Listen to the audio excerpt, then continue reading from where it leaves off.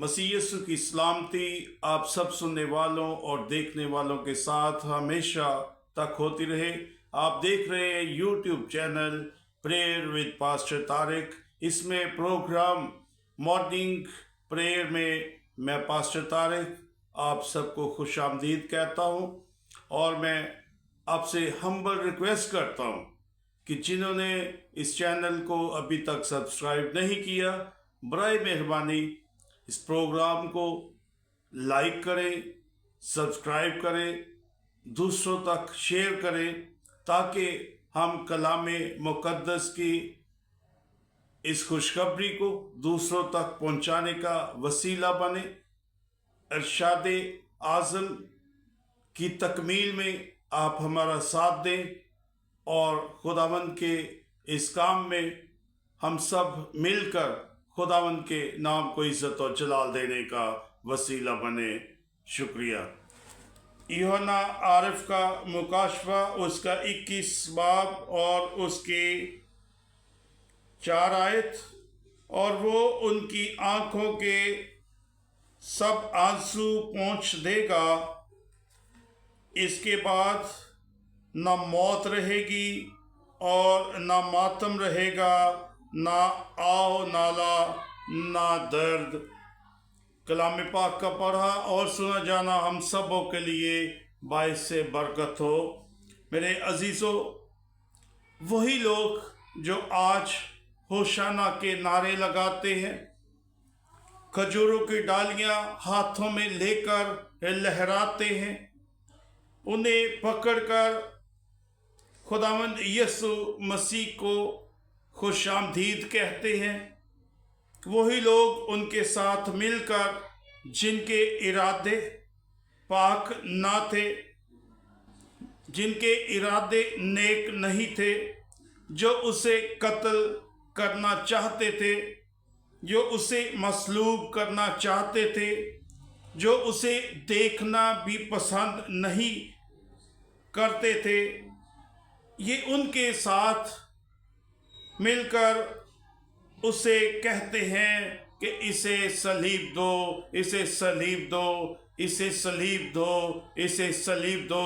मेरे अजीज़ों, ये उन लोगों के साथ मिलकर इस बात के भी नारे लगाते हैं।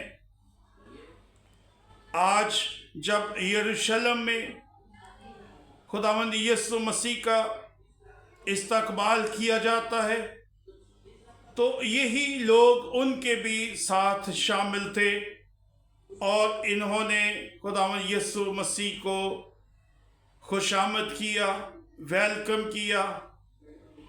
जबकि ये उस वक्त उन लोगों के साथ जब खुदावंद यीशु मसीह अदालतों में उन्हें धकेला जाता है, अदालतों में पेश किया जाता है, उस वक्त भी ये लोग वहाँ पर ये आवाज़ लगाते थे कि इसे सलीब दो, इसे सलीब दो। जबकि उस वक्त का हाकिम उसमें कोई कसूर नहीं पाता और वो अपने हाथ धोकर भी कहता है कि मैं इस आदमी में कोई कसूर नहीं पाता।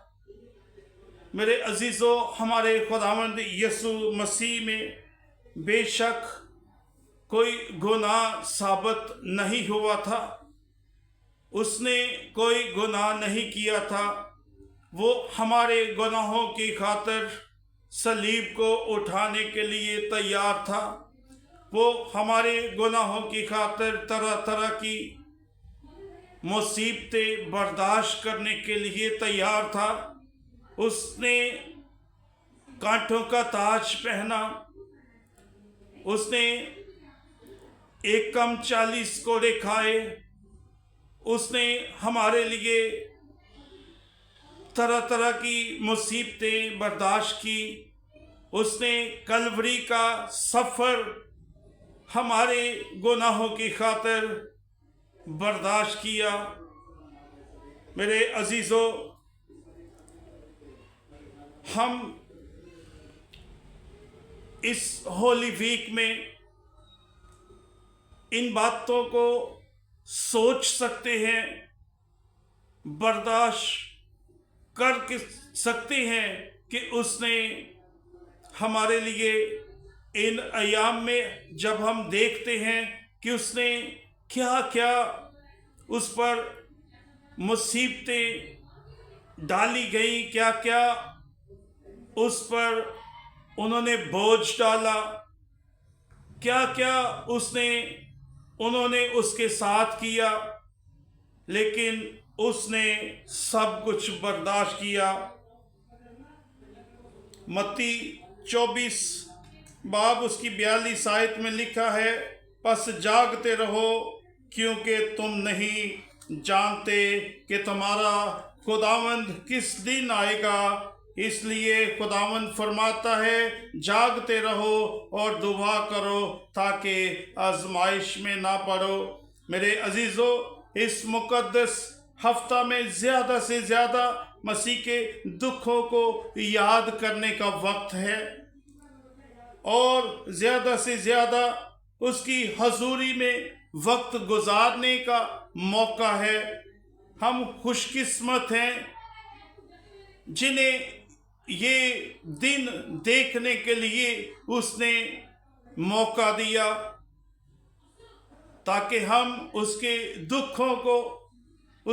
दुखों के इन अयाम को देख सकें।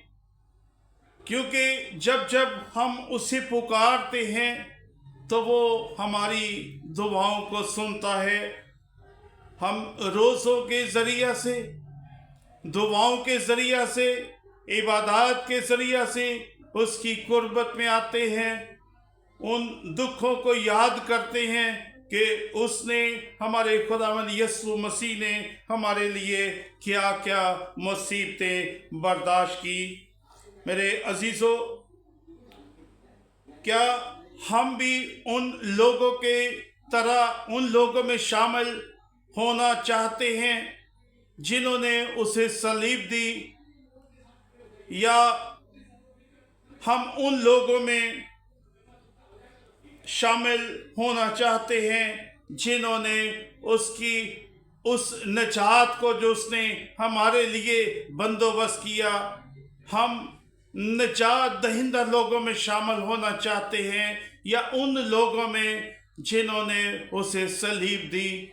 मेरे अजीजों, ये सोचने का वक्त है कि हम किन लोगों में शामिल होना चाहते हैं, क्योंकि अगर हम उस पर ईमान रखते हैं तो वो हमारे लिए निजात दहिंदा है। अगर हम ईमान नहीं रखते तो हम भी उन लोगों में शामिल होते हैं जिन्होंने उसे सलीब दी, जिन्होंने उसे कांटों का ताज पहनाया, जिन्होंने उसके कपड़े फाड़े, जिन्होंने उसे 1 कोड़े मारे। मेरे अजीजों, ये हम पर मुनस्सर है कि हम किन लोगों में शामिल होना चाहते हैं।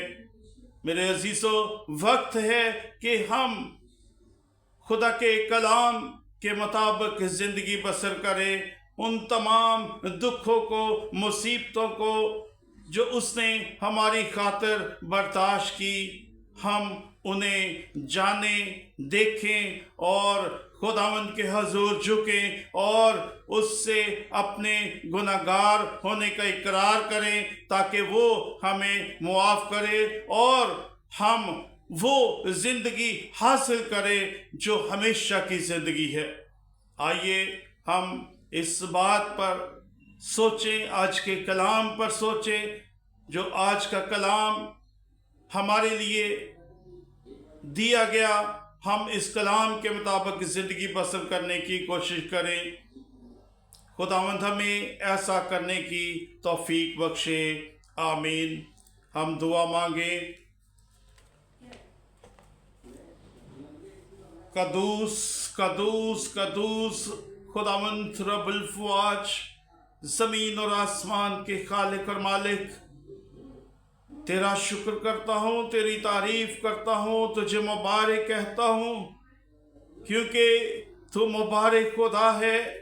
तू अल्फा और ओमेगा है, तू अव्वल और आखिर है, तू इब्तदा और इंतहा है। तू हमारे लिए अपनी जान को सलीब पर देता है ताकि हम बच जाएं। तो हमारे लिए कांटों का ताज पहनता है ताकि हम बच जाएं। तो हमारे लिए सलीबी मौत को बर्दाश्त करता है ताकि हम बच जाएं। ऐ खुदावंद, हम तेरा शुक्र अदा करते हैं कि तूने इन तमाम मुसीबतों को हमारे गुनाहों की खातिर अपने बदन पर बर्दाश्त किया।